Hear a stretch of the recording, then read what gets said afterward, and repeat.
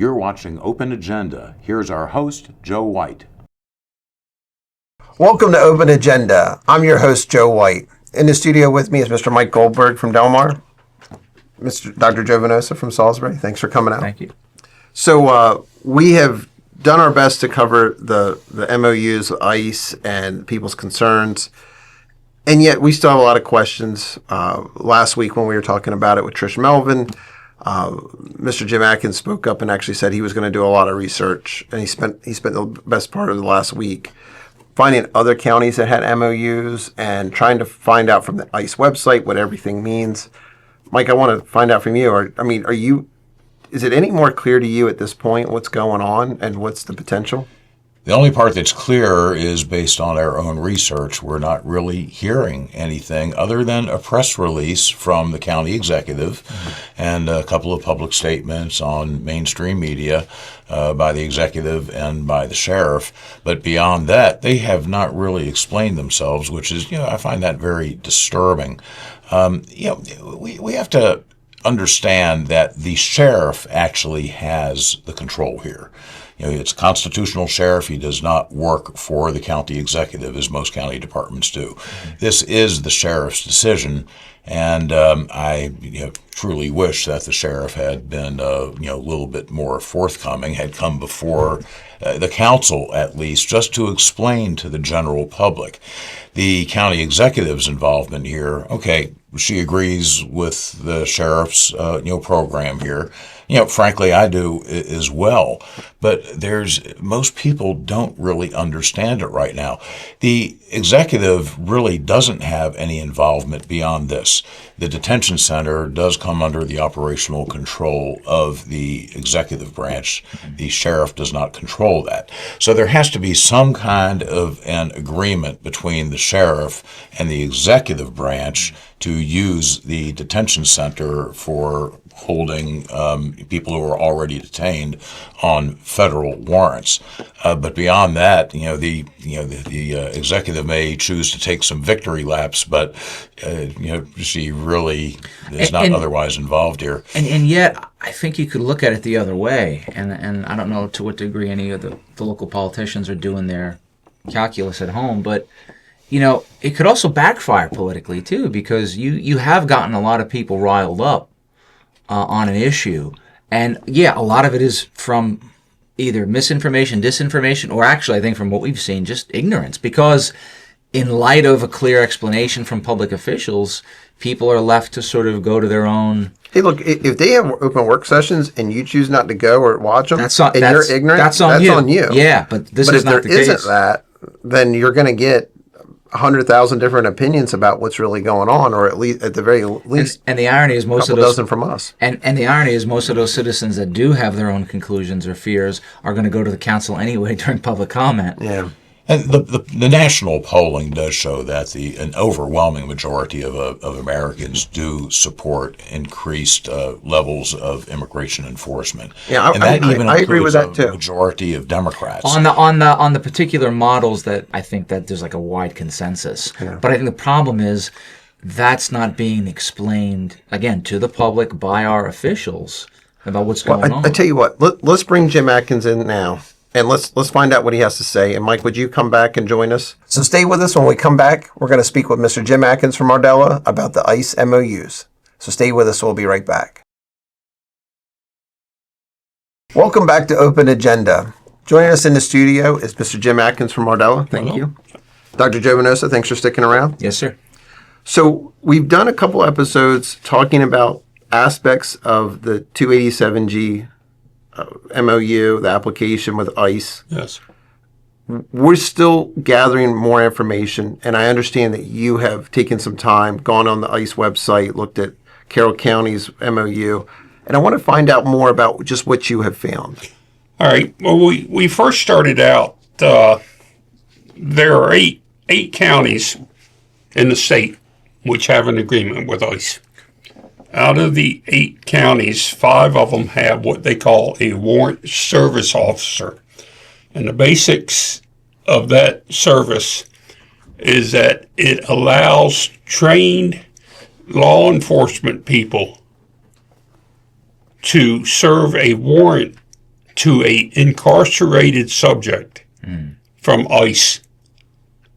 So if someone is incarcerated and they're due to get out tomorrow, Wednesday, this trained law enforcement person would walk into the cell, hand them a federal warrant from ICE, and then ICE would have a certain number of days, depending on the MOU, to come get that person. Okay.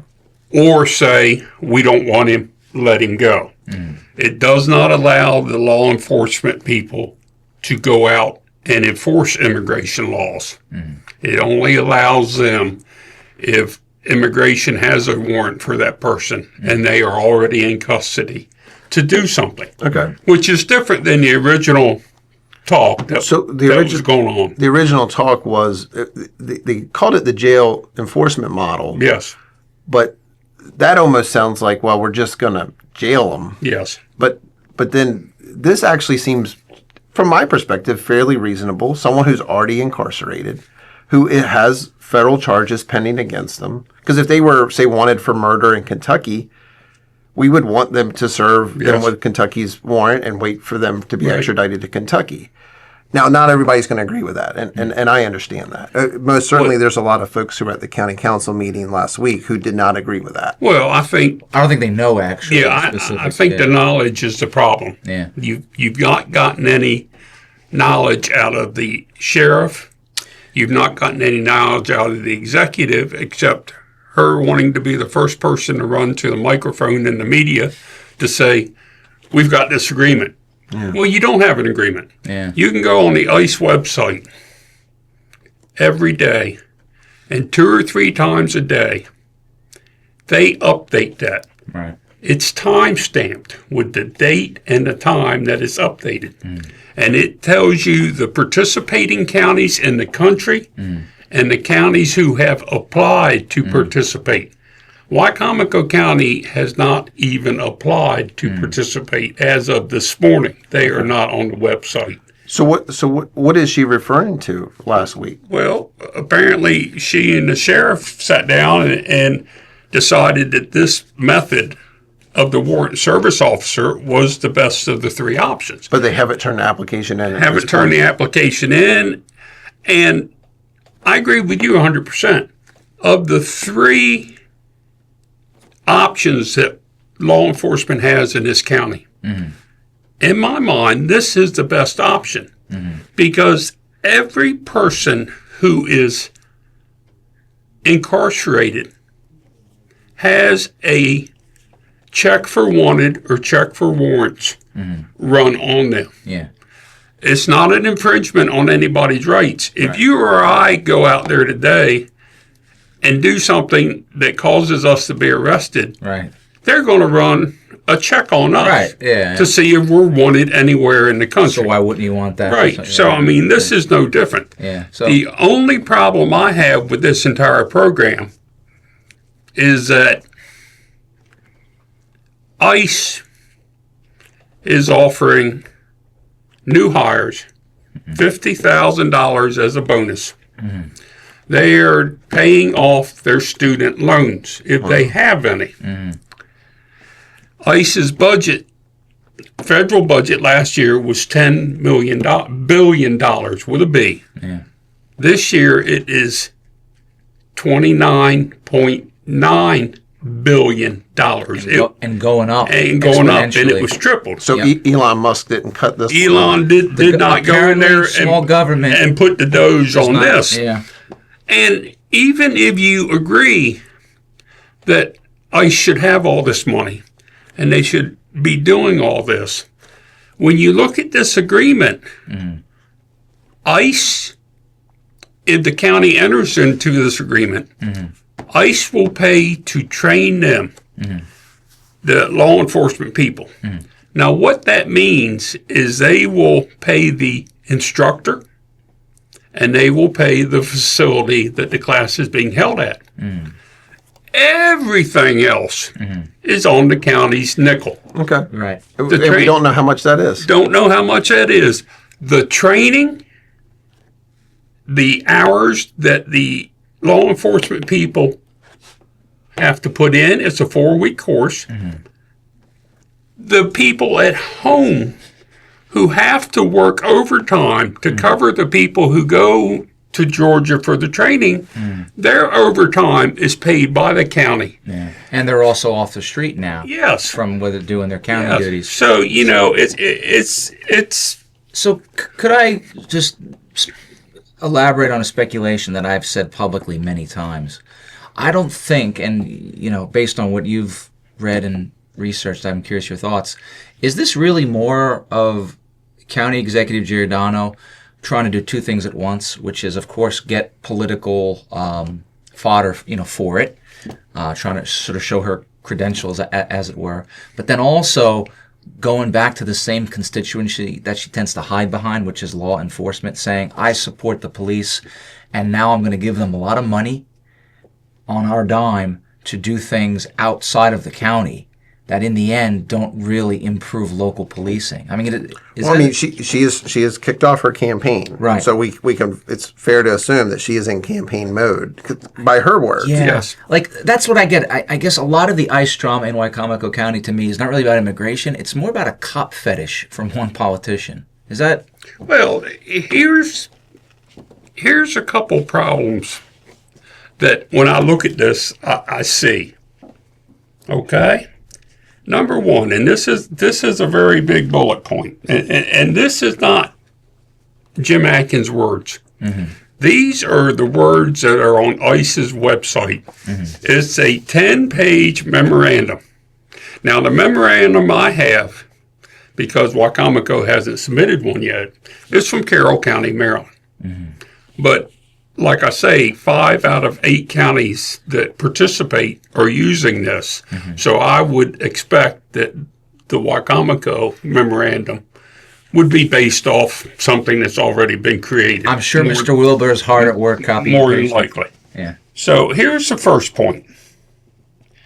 If ICE determines the training provides a direct service to the government, and it is in the best interest of the government may issue travel orders to selected personnel, and travel, housing, and per diem expenses will be enforced. Law enforcement agencies remain responsible for salaries and benefits. So the way I understand in reading this is if the federal government decides after Wicomico sends 6 deputies to be trained, that they need those deputies in California.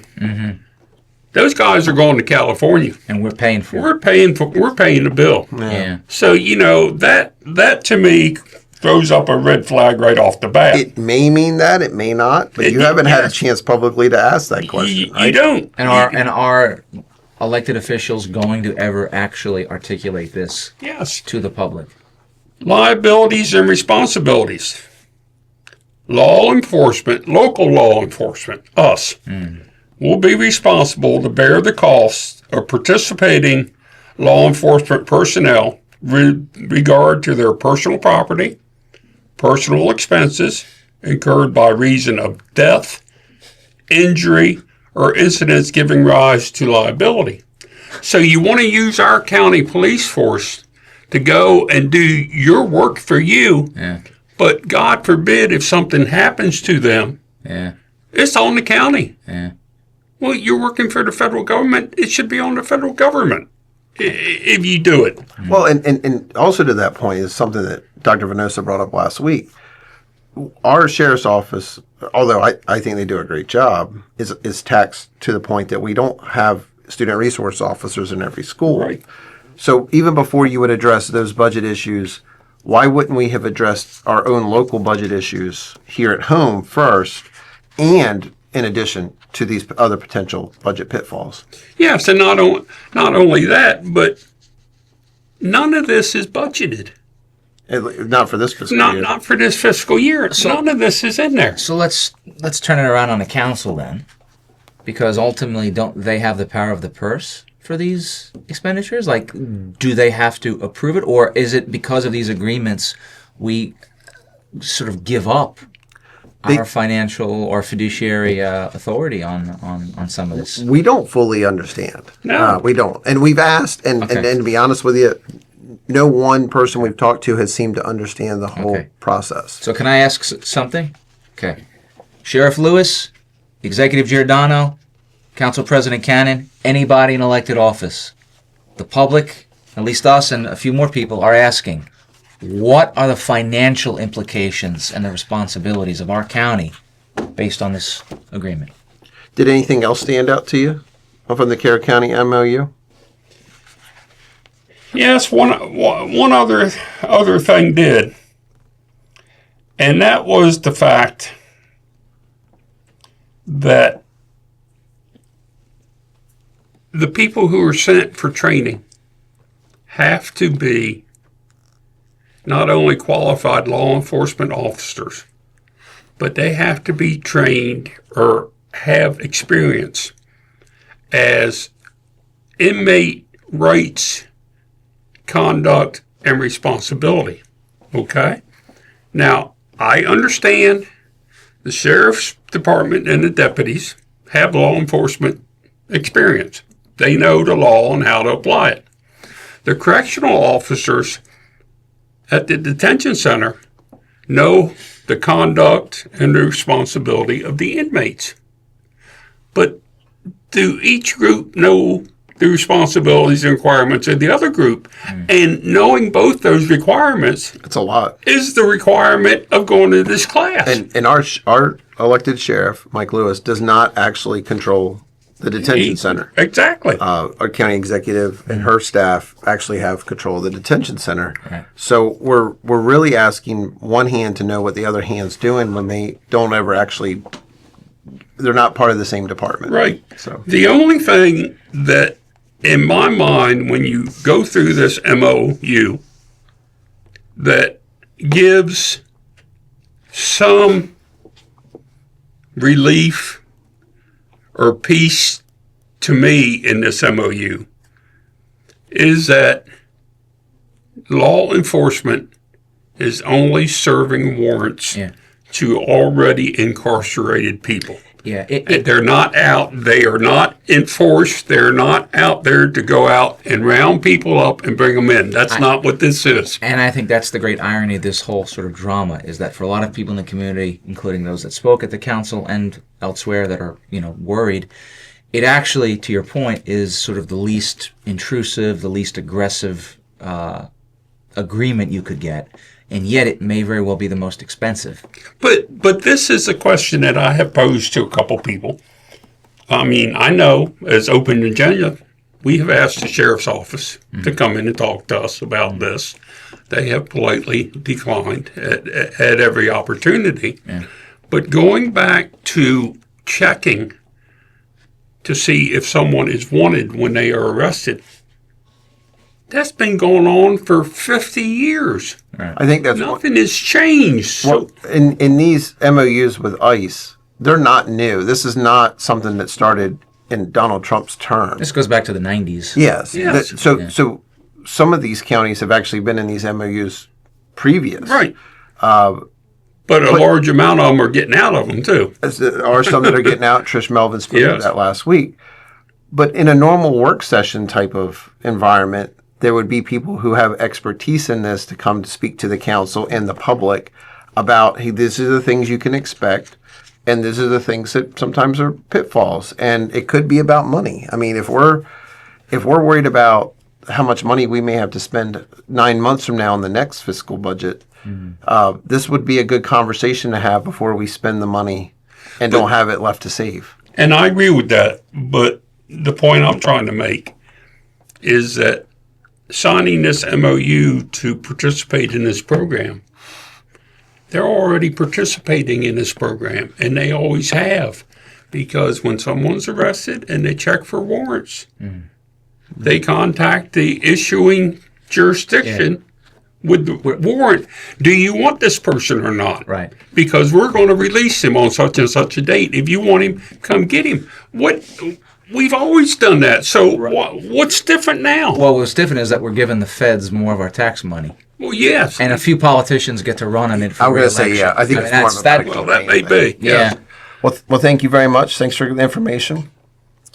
When we come back, we're going to bring back in Mike Goldberg, and we're going to find out just how he feels about this new information. So stay with us. We'll be right back. Welcome back to Open Agenda. So rejoining us in the studio is Mr. Mike Goldberg. Thank you for sticking around. Dr. Jovanosa, thanks for being here. Just be like, and this guy's still Yeah, here. he's still here. Yeah. And the doors were locked. I couldn't get out. So, yeah.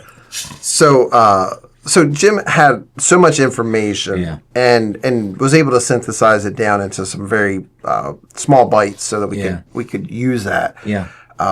We are starting to realize that maybe this model is less intrusive than the initial one that was put out there, but we haven't heard any public words from the sheriff, at least addressing the concerns from the folks, which is disappointing. Yeah.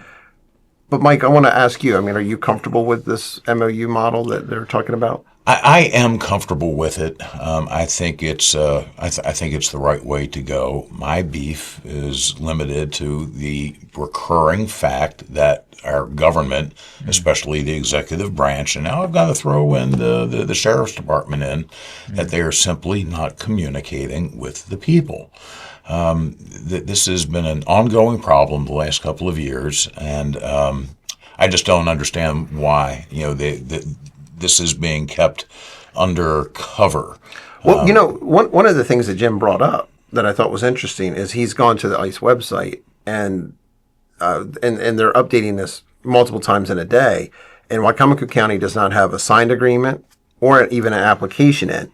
So, Joe, I'm interested. What was the county executive talking about last week? I think she was talking to a constituency of police union officials.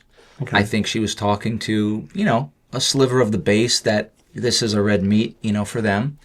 That's what she is talking about and what she's doing. This has, again, the public needs to understand this. This has nothing to do with immigration. This has nothing really to do, in my opinion, with actual community safety, because we're taking actual officers off the streets or out of the county to literally leave for training purposes at times if this happens. This is all about political posturing and, in my view, standing behind the thin blue line, as it were, for votes. So do you see any similarities to her announcement about the ICE agreement to the Wetumpka Creek State Park back in February? Oh, yeah. Where she vehemently was like, this is great news. That was what she put on her Facebook page. Yeah. And then found out later that there's an issue. But we're still not even with a signed agreement for Wetumpka Creek State Park. Yeah. And again, that'll, I'm sure, be developed as time goes on, and whether this will or not is still an open question. But ultimately, you're seeing how the politics is getting in the way of the actual governance. And I concur, Mike. I think I want to be very clear. I respect Sheriff Lewis for his expertise in law enforcement. I have no doubt he does things that he thinks are in the best interest of the community, and he knows this community far better than I ever will. He definitely knows that. That is a given. But we need to be honest. It is a political position. He is a very political sheriff. There's no denying that. I don't even think he would deny it. But more, what worries me is that the executive, and I'm going to put in the council on this, they all have a responsibility to clarify to the public what their intentions are. They don't have to update us on the specifics of the policy yet because it's developing. But none of these branches of government or none of these elected officials they've not been proactive on any level of simply coming out and saying, this is what our intentions are, this is what this agreement entails or could entail. And you leave the public to go off in a million directions, some of it in, I think, kind of hysterical ways, and others in sort of more uber political ways. People become very reactive, to incomplete information. The way this is handled, in terms of their obfuscation, is really almost impressive, because I feel like they could have done this any other way. Well, let's talk about one other thing that's impressive. Yeah. There's been times that the county executive has had some negative things to say about us personally, but it is impressive of how well she runs her political machine. Sure. Wouldn't you say? I mean, yeah. She's not unintelligent. No. And we've never called her that. That might have been some words she used for us. And let's, there are multiple intelligences. And I think the executive has very good political skills. I think she weaponizes her identity politics in a very good way that others maybe in the area wish they could. And you have to always understand that the campaign never ends in this day and age, especially with this kind of a politician, meaning you're not just going to get, no disrespect to him, but you're not going to get a Josh Hastings who's sort of like a bureaucratic-minded person who's going to do the work and not think of the optics. The executive, this particular executive in this era we're in, is in campaign mode every day of the week, every moment, and that has an impact on any policy. No question. I completely agree, Joe. I think what a lot of voters don't understand that it's one skill set to get yourself elected, and it's another skill set to actually govern. Mm-hmm. From what I've seen in my 68 years, most people who hold elected office don't have both of those skill sets. They're rarely they're salesmen, and to get yourself elected, you have to be a salesman essentially. But it doesn't mean that you actually understand how government works and that you know how to, even effectively communicate with respect to government policy to the voters. Yeah. And this is how people get fooled, so frequently. And this is why, whether you're looking at the local level or whether you're looking at the national level, that the people who really belong on the very bottom somehow seem to rise to the top because they are good at selling, their brand. Machiavelli's got a great book about this. You may want. Well, thank you both. I really appreciate your insight into analyzing what Jim had to say about the ICE agreement or maybe even the lack of agreement so far. So thank you both for coming out. Thank you. Thanks for watching this episode of Open Agenda. We'll be back later this week with another new episode.